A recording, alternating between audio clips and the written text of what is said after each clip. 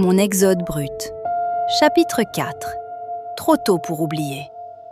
Après l'enterrement, mon monde s'est effondré. Même si mon père était encore là, physiquement, un vide immense s'est installé en moi. Les mots avaient disparu, les nuits aussi. Je dormais dans le lit de mes parents, à la place de ma mère. C'était le seul endroit où je pouvais encore sentir un semblant de sa présence. Mon père, lui, s'éloignait. Il rentrait tard, très tard. Parfois, pas du tout. Son travail était devenu un refuge, une fuite. Quand il était à la maison, il évitait mon regard. « Tu lui ressembles de plus en plus », me disait-il parfois. « Tu me rappelles tellement ta mère. » Ces mots n'étaient pas méchants, ils étaient douloureux. Je comprenais alors que chaque fois qu'il me regardait, il revivait sa perte. Alors, il partait encore plus loin, et le silence s'installait entre nous.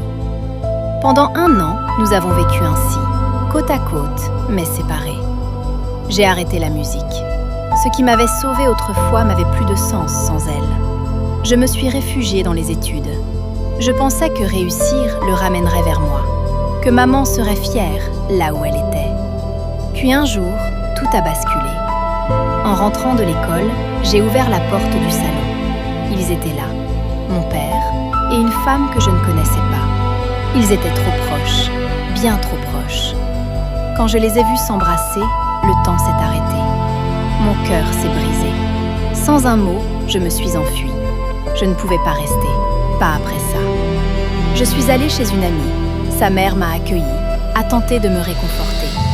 Elle a appelé mon père, pour le rassurer.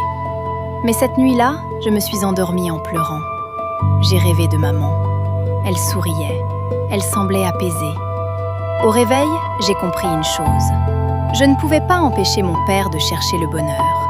Mais au fond de moi, une vérité restait. C'était trop tôt. Je n'étais pas prête à accepter une autre femme dans sa vie. Pas maintenant. Pas